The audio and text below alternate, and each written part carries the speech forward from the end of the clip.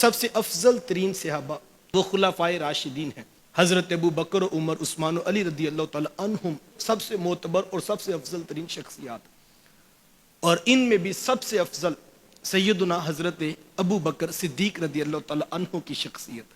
آقا کریم علیہ السلام کی ساری سیرت آپ اٹھا کر دیکھیں، جہاں پر بھی آپ کو میرے حضور اصحاب رسول کا ذکر کریں گے تو میرے محبوب کے لبوں پر یہی ترتیب ہوگی، لوگوں میرے ابو بکر، میرے عمر، میرے عثمان، میرے علی۔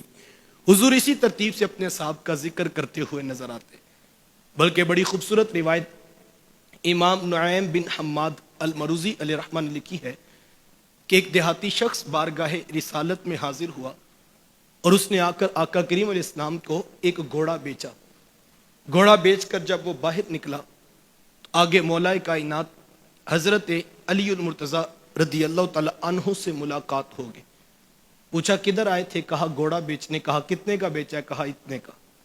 کہا قیمت؟ کہا اتنی قیمت محبوب علیہ السلام نے ادا کر دی ہے اور اتنی قیمت حضور علیہ السلام نے ادھار کر لیا۔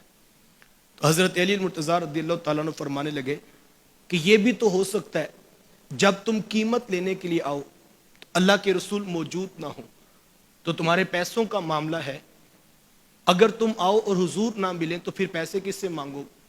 اس نے کہا میں نے یہ بات تو سوچی نہیں۔ کہا پھر جاؤ، حضور بیٹھے ہیں، اور پوچھا کہ حضور اگر میں آؤں اور آپ کو نہ پاؤں تو پھر قرض کون ادا کرے؟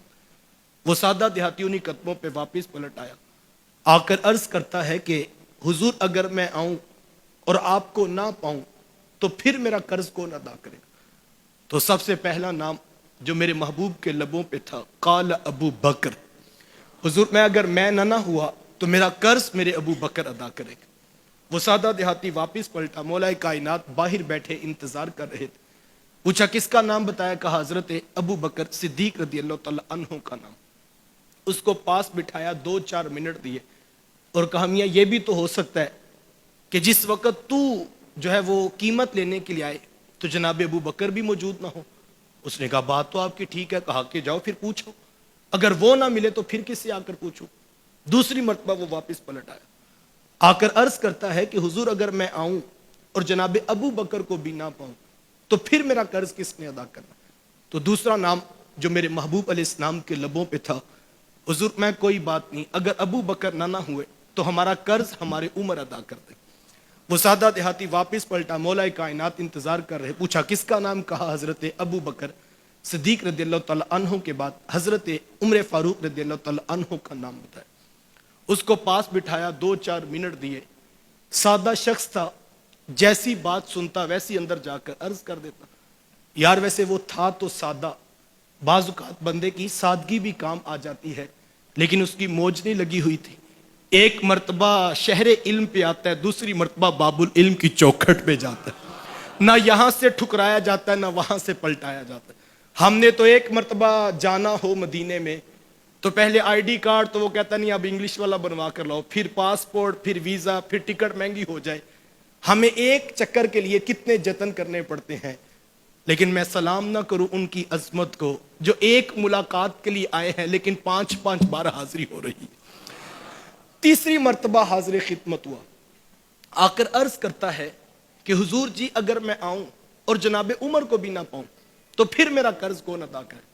میرے حضور غصہ نہیں کرتے، جھڑکی نہیں دیتے، برا بلا نہیں کہتے کہ میاں میں دے دوں گا، میں نہ ہوا ابو بکر نہ ہوا عمر، 3 بندوں کے نام بتا رہا ہوں، کوئی ہمارے اوپر بھی تو اعتماد کرو۔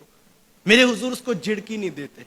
اللہ اکبر، میرے کریم سے گر قطرہ کسی نے مانگا، دریا بہا دیے ہیں، در بے بہا دیے ہیں۔ آنے والے کو سینے سے لگایا جاتا ہے، آنے والے کو پیار دیا جاتا ہے۔ یہ تو میرا مزاج ہے نا، کوئی میرے سے دوسری مرتبہ مسئلہ دین کا بھی پوچھے تو میں بگڑ جاتا ہوں۔ ابھی کل تو تمہیں بتایا تھا، پرسوں جمعے کے خطبے میں بھی میں نے یہی درس دیا تھا، میں تو جب سے 6 ماہ ہوئے آپ کی مسجد میں آیا ہوں، میں تو یہی 4 باتیں یاد کراتے زندگی گزر جانی ہے۔ ہم سے کوئی دوسری مرتبہ بات پوچھے تو ہم بگڑ جاتے ہیں۔ ہمارے تو فون پر کہنا پڑ جائے اگر کہ جناب آواز کی سمجھ نہیں لگی ذرا دوبارہ بتائیے گا، تو ہم بگڑ پڑتے ہیں کہ جناب 2 مرتبہ تو بول بیٹھوں، آپ کے کان تو ٹھیک ہے۔ لیکن میرے محبوب علیہ السلام سے کوئی 10 مرتبہ بھی آ کر بات پوچھتا، میرے حضور مسکرا کے جواب بھی دیتے اور ساتھ فرماتے میں نہیں بتاؤں گا تو کون بتائے گا۔ اللہ اکبر۔ تیسری مرتبہ آ کر عرض کرتا ہے حضور جی اگر میں آؤں اور جناب عمر کو بھی نہ پاؤں تو پھر میرا قرض کون ادا کرے گا؟ تو حضور میں اگر تمہیں عمر نہ ملے تو پھر ہمارا قرض ہمارے عثمان ادا کر دیں۔ وہ سادہ دیہاتی واپس پلٹا، مولا کائنات انتظار کر رہے تھے، تو پوچھا کس کا نام بتایا ہے؟ کہا حضرت عثمان غنی رضی اللہ تعالی عنہ کا نام۔ اسے کہا یار آئے تو ہو، ایک چکر اور نہیں لگا آتے؟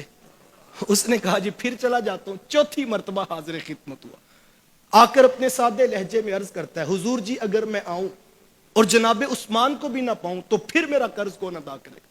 میرے حضور مسکرائے اور حضور میں پھر قرض وہ ادا کرے گا جو باہر بیٹھا تجھے بار بار اندر بھیج رہا۔ کہا پھر قرضہ آ کر اسی سے لے لینا۔ اللہ اکبر، میرے حضور جانتے ہیں کون سا عاشق کہاں پر بیٹھ کر کیا سوچ رہا ہے۔